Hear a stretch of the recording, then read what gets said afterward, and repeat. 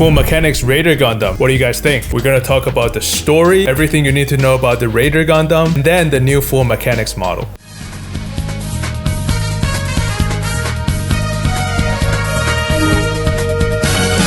Like and subscribe, and leave in the comments if there's anything missing that's worth talking about. The Raider Gundam is the second generation GATX machine. The first generation being Strike, Dual, Buster, Blitz, and Aegis Gundam. Yeah, the ones that were stolen. And Raider Gundam was made using the X300, which is a transformable frame similar to the Aegis Gundam. And compared to Aegis, Raider has a much more simplified transformation. Realistically, I think makes a lot more sense, but not as fun in toys. Realistically, you probably shouldn't want it to transform at all. There's a lot of weak spot at joints, but this is sci-fi, this is an anime. It's more fun to have a more complicated transformation. As a side note, which I think is also really interesting, the other two second generation Gundam, the Calamity and Forbidden, also uses the same frames as the first generation machines. Calamity uses the X100 frame, which allows different mission pack like Strike, Buster, and Dual, and that's why there's an AO Calamity Gundam and also the Sword Calamity Gundam. And of course, don't forget the Phantom Pain. You have the Vert Buster Gundam and also the Blue Dual Gundam, which are also different mission pack installed on the Dual and the Buster Gundam, which are both the X100 frames. For Forbidden Gundam, it uses the X200 frame that uses special equipment, the same as Blitz Gundam. Another interesting fact about Raider Gundam is that it's not an original mobile suit, but a variant. It's a variant that's quickly adapted to be used by the biological CPU, the Boosted Man, and it's based on the Raider full spec, the blue one. Raider Gundam is piloted by Clotho Buer, one of the 3 biological CPUs. And the biological CPUs are like Cyber New Type in the Universal Century. They're enhanced human with drugs and stimulant and have undergone special training, which makes them really powerful pilots, but they have really bad withdrawal symptoms. In fact, the 3 of them are such good pilots, they can fight Kira Yamato and Athron in the Freedom and Justice to a standstill. The name Clotho is from one of the 3 fates who spins the thread of human life, and his last name Buer is a demon described as a great president of hell from Ars Goetia, one of the Solomon's demons. Clotho and the Raider Gundam took part in several important battles and was ultimately destroyed by Iza in the Dual Gundam using Buster Gundam's rifle. In the special edition movies, he was just killed by the Buster Gundam.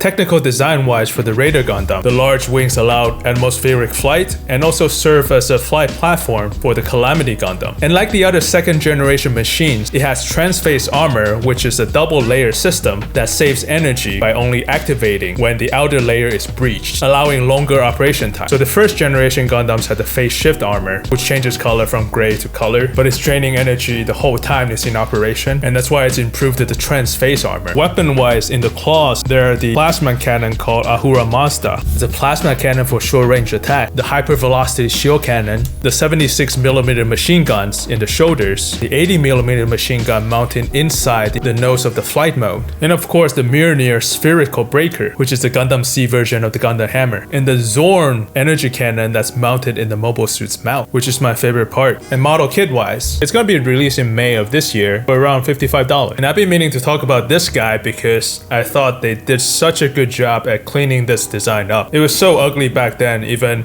especially in the line drawing. The only model kit for Raider Gundam that was released was the HG 144 scale, and it was pretty ugly too because they just pretty much took the line drawing by Kunio Kawara and turning them into model kits without thinking too much about it, and people are gonna buy it. And that's pretty much what they were doing for the SEED HG, like 144 scale and 100 scale back in the early 2000s. I forgot there were these entry grade Gundam C models, but those were trash. Check out these pictures. There were no joints. It's made with a single color. It's so bad. And even for the HG 144 scale, they didn't really try that hard. So the red part on the wings, those are all stickers. So also the red on the shoulder, those are stickers as well. That's another reason why it's so exciting to have this near master grade version of Raider Gundam. Kunio Kawara's designs are iconic, but they always look a little bit dated and not easy on the eye. If someone else comes in and clean up his design becomes the best designs ever. Just look at any of the SEED and SEED Destiny designs, and look at the line art compared to anime and also the model kits. Not the early 2000 ones, but look at the master grade ones. They look so good. And you can actually actually learn a lot from these things because now you know that the secret to good design is in the proportions. The added details help as well, but mostly in the proportion. For example, pretty much any of the new RX-78 designs are just reproportioned to fit the current taste, either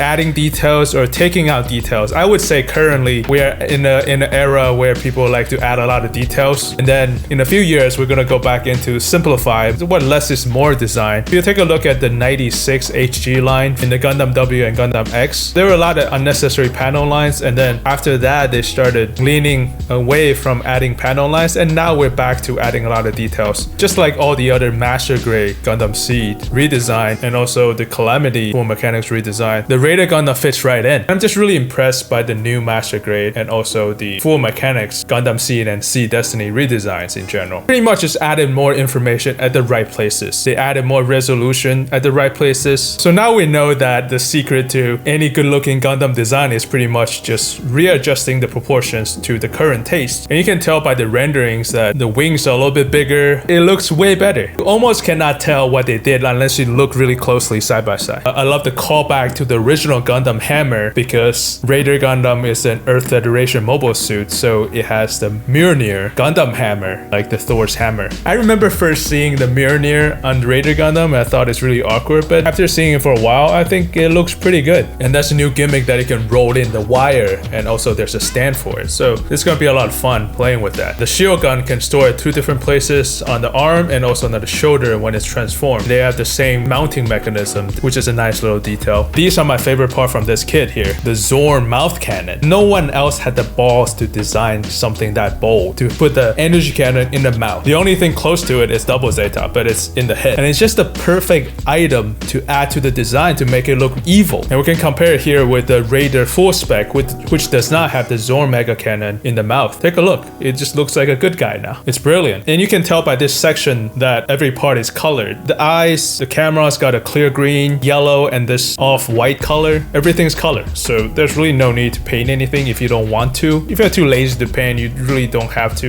All the colors are there. And the shoulder mechanism is redesigned. The shoulder armor redesigned. It used to in the HG, the machine cannon part is like a separate part that you have to add in, but now it's fully transformable. Not really much talk about the leg transformation. It's simplifying mobile armor transformation, kind of like Gundam Wing transformation. And in mobile armor mode, they did a good job making Raider looking like a monster. It's like half fighter jet, half harpy, and of course it carries Calamity like a flying platform in anime. You obviously have to get all 3 Evo Gundams. You can't just get 1 or 2. You have to get all 3. Really glad they figured out a way to sell these not super popular Gundam from Gundam SEED, lower their price from master grade to full mechanics. If the Raider Gundam and Calamity or Forbidden were released in master grade, it would have been like $70 to $80 range each. And I think for Evo, not super popular Gundam, I don't think many people will buy them. Instead of releasing it in P Bandai or not releasing them at all, I think they found a nice middle ground. That's it for Raider Gundam. And I'll see you guys next time.